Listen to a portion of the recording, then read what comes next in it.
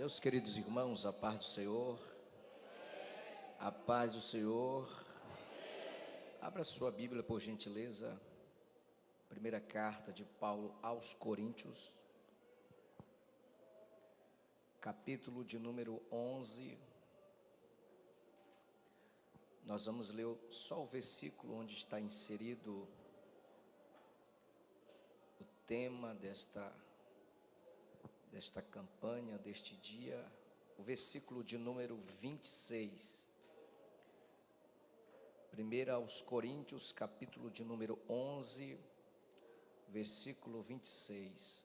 Deus abençoe o pastor Nilson, Deus abençoe o pastor Reinaldo, Deus abençoe o pastor Ari, e assim estendo esta saudação a todos os demais obreiros e esta amada igreja. 1 Coríntios capítulo 11, versículo 26, quem achou, diga a Bíblia. Porque todas as vezes que comerdes este pão e beberdes este cálice, anunciais a morte do Senhor até que venha. Diga assim, até que venha. Mais uma vez, até que venha. Podeis assentar, queridos.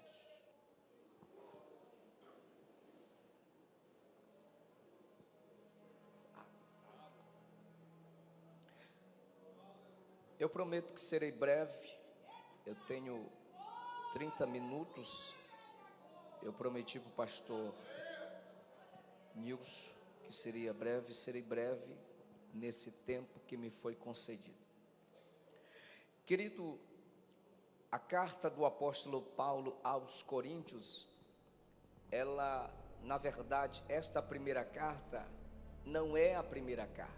Houve uma outra primeira carta.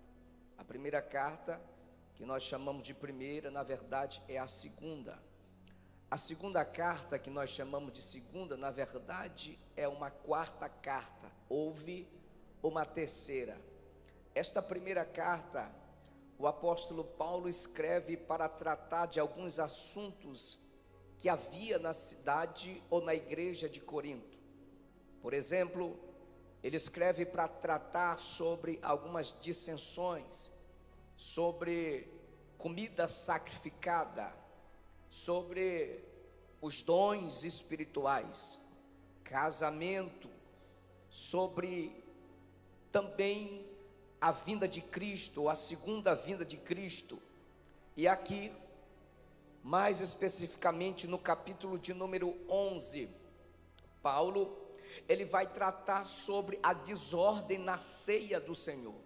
Se você observar cuidadosamente, o capítulo 11, a partir do versículo de número 17, Paulo vai tratar, Paulo vai combater, Paulo vai aconselhar os crentes acerca da desordem, acerca da glutonaria, acerca do não esperar uns pelos outros, porque a ceia em Corinto, ela era um grande banquete. Eles se reuniam e faziam uma grande festa.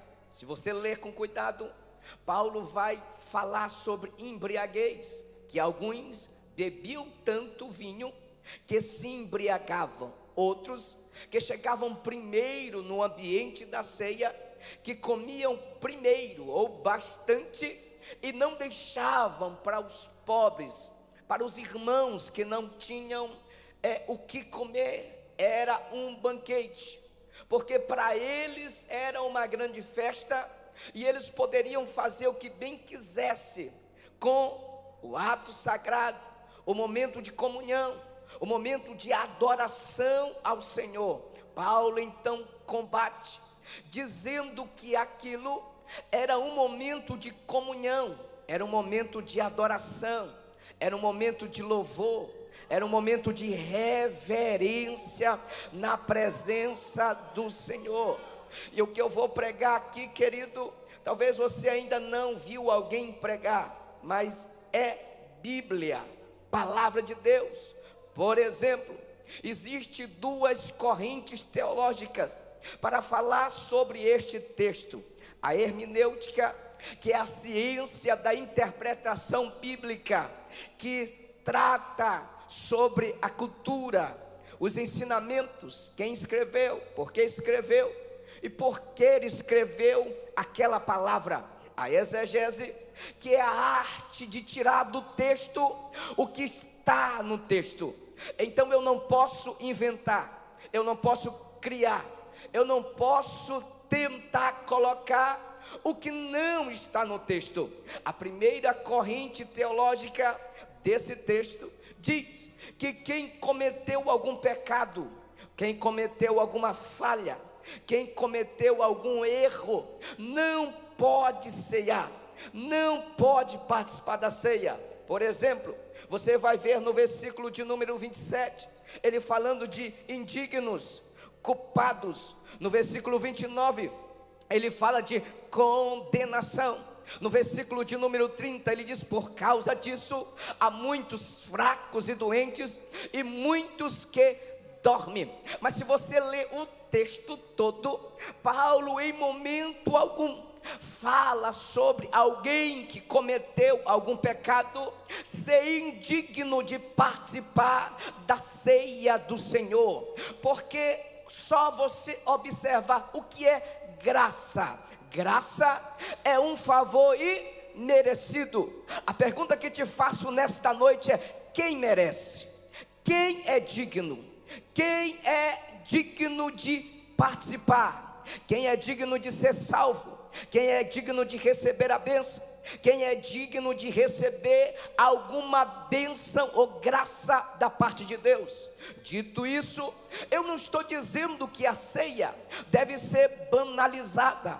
Dito isso, eu não estou dizendo que a ceia deve ser participada para todos, ou alguém que nem dá a mínima, ou alguém que não tem temor, ou alguém que não tem reverência, ou que é alguém que vive pecando sem ter temor ou se arrepender dos seus pecados. O que eu quero que você entenda nesta noite é o texto. O que Paulo está combatendo é a reverência, é a falta de compromisso com o sagrado, porque eles não estavam discernindo o pão e não estavam discernindo o vinho. O pão, símbolo do corpo de Cristo, que foi imolado lá na cruz, que foi moído, que foi triturado, que foi golpeado por nós. O vinho, o símbolo do sangue, o sangue carmesim, o sangue que foi derramado, o sangue que desceu todas as suas gotas lá no Gólgota, lá na cruz. Mas entende comigo, para que serve o corpo? Para que serve o pão? Nós falamos muito sobre o sangue, nós falamos muito sobre o sangue purificador, o sangue remidor, o sangue restaurador, o sangue que aproxima, o sangue que limpa, o sangue que restaura. Mas pouco nós falamos do corpo. Há dois elementos sagrados na ceia. O primeiro elemento é o corpo, o segundo elemento é o sangue. O sangue purifica, o sangue regenera, o sangue te aproximou de Deus, o sangue te limpou, o sangue restaurou você. Só quem foi banhado, restaurado, limpo, purificado pelo sangue, levanta a tua mão por gentileza, abre a tua boca e manda glória para o Senhor nesta noite, porque eu sei que Ele ainda redime, Ele ainda restaura, Ele ainda perdoa pecado. Então adore a Ele neste lugar. Mas existe o pão, existe o corpo de Cristo. Nós podemos então voltar ao profeta Isaías, no capítulo de número 53, versículo 4 e 5. Isaías está falando justamente de Cristo. Isaías está falando justamente do que nós estamos celebrando aqui, da ceia do Senhor, do pão e do sangue. Ele diz: verdadeiramente Ele levou sobre si as nossas enfermidades e as nossas dores levou sobre si, e nós o reputamos por aflito, ferido de Deus e oprimido, mas ele foi ferido pelas nossas transgressões e moído pelas nossas iniquidades. O castigo que nos traz a paz estava sobre ele, e pelas suas pisaduras nós fomos sarados.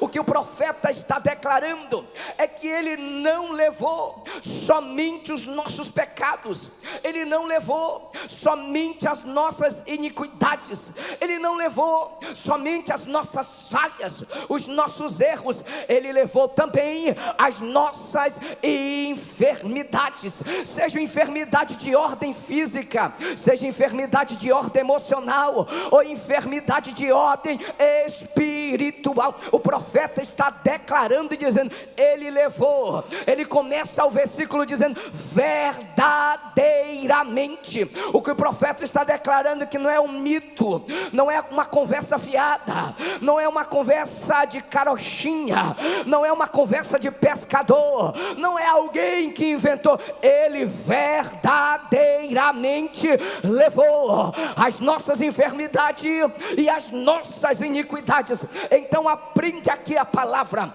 se ele levou as nossas enfermidades e os nossos pecados, então a obra de Cristo na cruz não foi simplesmente para te perdoar, a obra de Cristo na cruz foi para curar você, restaurar você, restaurar o teu corpo físico, restaurar você completamente. Porque, irmão JK, a obra de Cristo é completa. Nós pregamos muito uma parte da salvação, nós pregamos muito sobre perdão de pecados, nós pregamos muito que Deus restaura o pecador, nós pregamos muito que Deus aproxima o pecador da sua pessoa, mas nós pregamos pouco sobre cura, sobre restauração. Se ele concede a salvação, ele é o maior interessado também em conceder a cura divina. Ele quer restaurar o teu corpo, ele quer restaurar você completamente.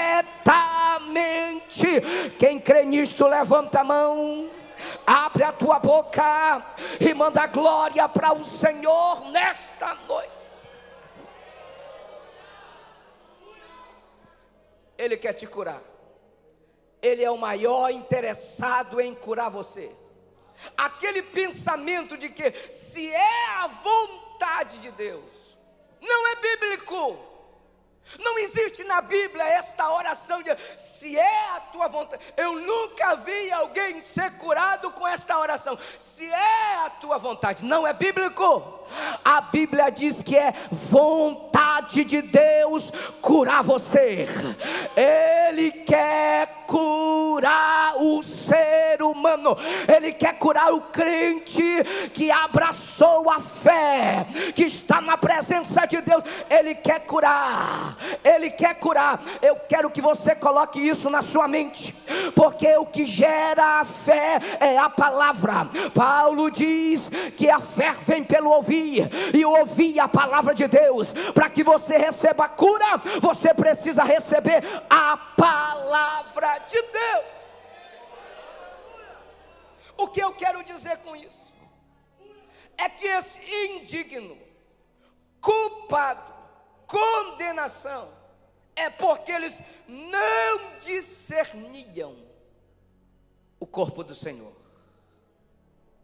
Não é que alguém seria condenado ao inferno porque participou em pecado, é porque os benefícios da aliança, os benefícios de participar do pão, participar da ceia, do vinho, a pessoa não recebia, porque existe um poder, existe uma unção de Deus ao participar do pão e ao participar do vinho. Como eles estavam fazendo de forma banal, sem reverência, sem atentar para o sagrado e o seu significado, com temor, amor e dedicação ao Senhor, eles estavam recebendo, ou eles não estavam recebendo os benefícios. É só você olhar o versículo de número 29, E o versículo 30, olha o que ele diz: porque o que come e bebe indignamente, come e bebe para a sua própria condenação, não discernindo o corpo do Senhor. Versículo 30, por causa disso, por causa de não discernir o corpo do Senhor, por causa disso, há entre vós muitos fracos e doentes, e muitos que dormem. Paulo está dizendo, eles não estão conseguindo discernir o que é sagrado, os benefícios da aliança, o que eu tenho para eles. Lembra que Jesus diz, no capítulo de número 6 de João, que o corpo dele, que seria imolado na cruz, era um pão sagrado, um pão que desceu do céu, porque os israelitas que comeram o maná que desceu do céu, morreram, padeceram, mas ele, como pão vivo que desceu do céu, quem comeria teria vida, teria vida. No ato de participar da ceia do Senhor, há um ato sagrado. Ao discernir a sua importância, a sua utilidade, os seus benefícios, tem cura, restauração, milagre. Eu quero crer nesta noite que você vai sair daqui curado, fortalecido, restaurado pelo poder de Deus. Pedro, na sua primeira carta, capítulo de número 2, versículo 24, é a mesma linha, é o mesmo pensamento do profeta Isaías. Ele diz, levando sobre ele os nossos pecados sobre o madeiro, para que mortos para o pecado, pudéssemos viver para a justiça, e pelas suas pisaduras fomos sarados. O que Pedro está declarando, pastor Ari, é que Jesus, ele levou em seu corpo os nossos pecados sobre o madeiro, e ele conclui dizendo, pelas suas pisaduras fomos sarados. Pedro está dizendo, ele levou o pecado, mas ele levou também as nossas enfermidades. Jesus quer te curar. Se você pode, diga para alguém que está do teu lado, diga para ele, diga para ela, Jesus é o maior interessado em te curar nesta noite. Ele quer restaurar o teu corpo nesta noite.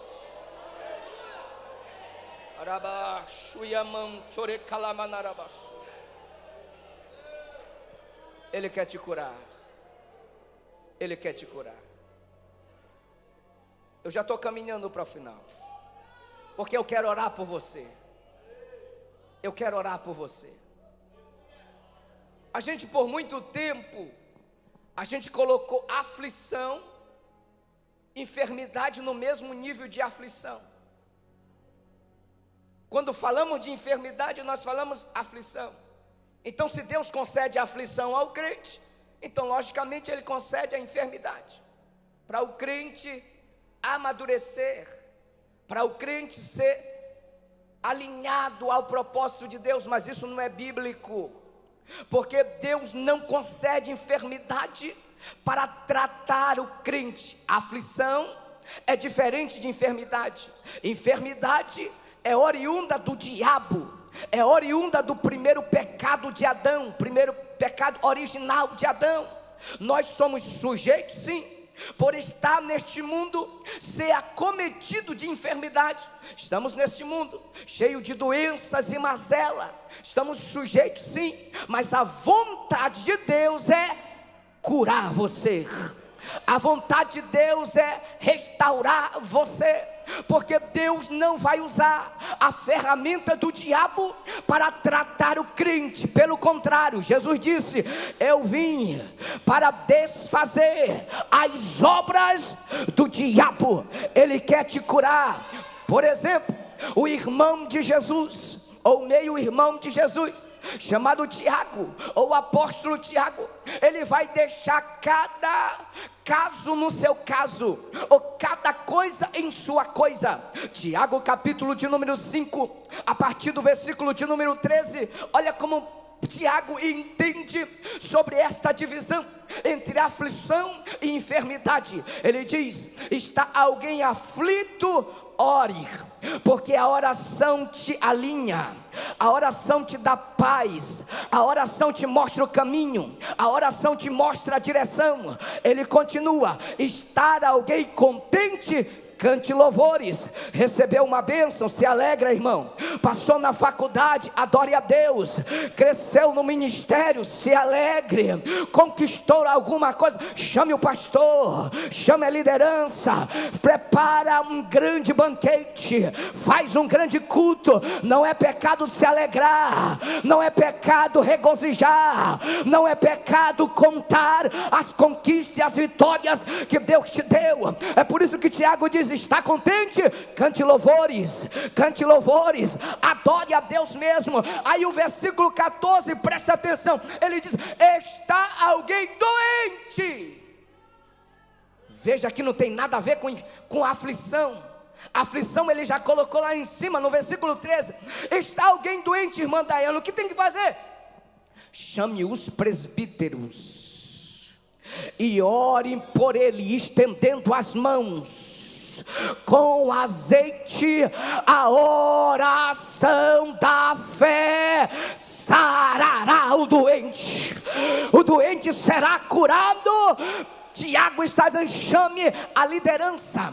Presbítero ali é a liderança, presbítero ali é os pastores, é os obreiros, é a igreja que recebeu a autoridade de Deus. A igreja tem a autoridade de Deus. Tiago não está dizendo para chamar simplesmente para orar, não. Tiago está dizendo: chame os presbíteros, porque ele vai curar o enfermo, porque Deus já deu a autoridade.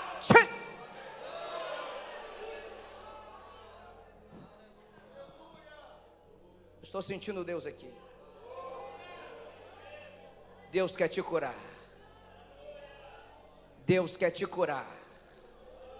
Deus quer te curar. Deus quer te curar. Porque todas as vezes que comerdes este pão e beberdes o cálice do Senhor, anunciais a morte do Senhor, até que venha. Até que Ele venha. Ele quer te curar. Até que Ele venha, Deus deu autoridade para a igreja, para curar o enfermo. Fica de pé, fica de pé. Eu prometi que seria breve, mas eu quero orar por você. Eu prometi que seria sucinto, mas eu quero orar por você. Eu sei que o espaço aqui não dá, mas se alguém quiser vir aqui, mas não é necessário, o espaço aqui é pequeno, porque aí mesmo Deus te cura, aí mesmo Deus te restaura, aí mesmo Ele faz a obra na tua vida.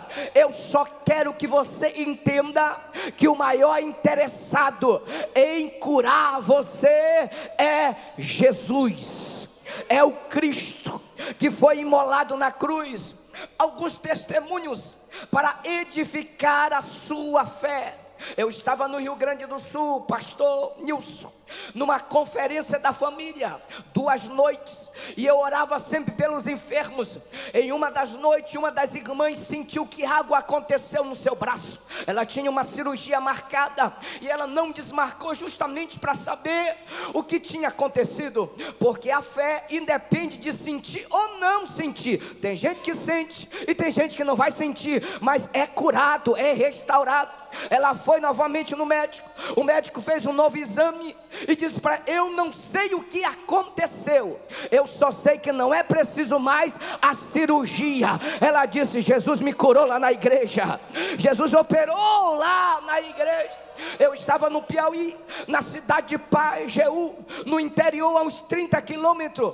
O missionário Patrick, um grande amigo meu, fizemos um culto, orei uma oração simples. Depois da mensagem, o dono da casa tinha um problema muito sério no coração. No outro dia, retornei para Goiânia. Dias depois, o Patrick me liga e diz: Adelson, aconteceu algo incrível aqui. Eu digo: o que foi que aconteceu? O dono da casa, que tinha um problema muito sério no coração, no outro dia vomitou uma baba amarelada e ele não está sentindo mais nenhuma dor. Jesus curou, Jesus curou, Jesus curou, porque Jesus cura.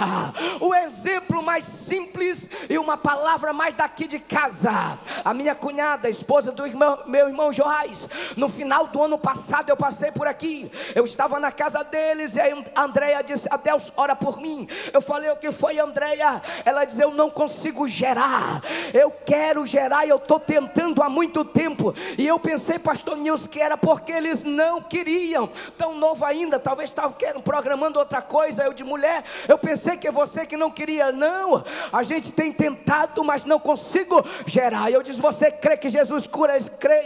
Eu pedi para o meu irmão colocar a mão no ventre dela, ele colocou. Fiz uma oração simples: Senhor, assim como o Senhor abriu a madre de Sara, de Rebeca, Raquel e Ana, abre também a madre de Andréia. Dias depois retornei para Goiânia, meses depois Joás coloca no grupo da família e diz: quero agradecer porque minha esposa está grávida. A Andréia está com buchão, agora no mês de setembro vai dar luz ao primeiro filho dele. Jesus ainda cura, Jesus ainda cura. O meu amigo, o irmão Francinaldo, eu estava na casa dele, a filha estava com dificuldade de segurar a criança, estava sangrando, e eles estavam preocupados, porque era risco para ela e risco também para a criança. Eles não sabiam mais o que fazer. Eu disse: Francinaldo, Jesus tem me usado em cura, eu creio que Jesus pode fazer o milagre. Ele disse: então, ela nem queria a criança, ou seja, ela não queria mais gerar. Aí eu disse: menina, Deus tem um propósito, Deus tem uma obra. Coloquei a mão, uma oração simples, a criança está lá, linda e abençoada, para a glória de Deus. Jesus quer te curar, Jesus quer te curar. Se você pode, coloque as suas duas mãos na sua cabeça.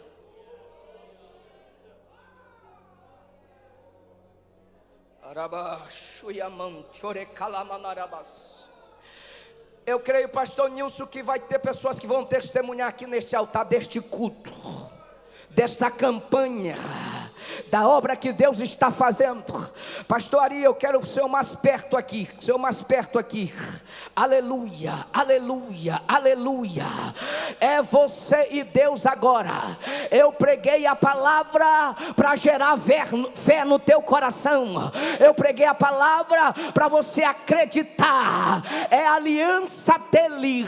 Ele cura, ele quer curar. Pai, se é verdade a tua palavra que eu preguei, se é verdade a tua palavra na minha boca, traga agora sinais, prodígios e maravilha. Enquanto eu oro, cura ele agora. Enquanto eu oro, cura ela agora, em nome de Jesus. Enfermidade, eu te dou uma ordem agora. Enfermidade no cérebro, enfermidade no ouvido, enfermidade na boca, enfermidade no nariz, enfermidade na garganta, enfermidade nos seios, enfermidade no pulmão, enfermidade nos rins, enfermidade nas artérias, enfermidade no útero, enfermidade nos nervos, enfermidade nos ossos, enfermidade no sangue, em qualquer parte do corpo. Caroço, desapareça agora. Câncer, desapareça agora. Problema na coluna, desapareça agora. Hérnia, desapareça agora.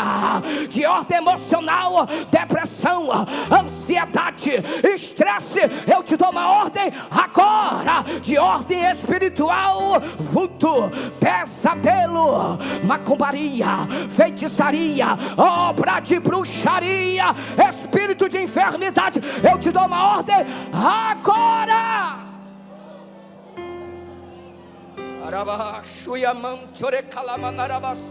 Vai crente, adora, vai crente, adora. Adora ele pela cura, adora ele pelo milagre, adore a ele. Abra a tua boca para adorar.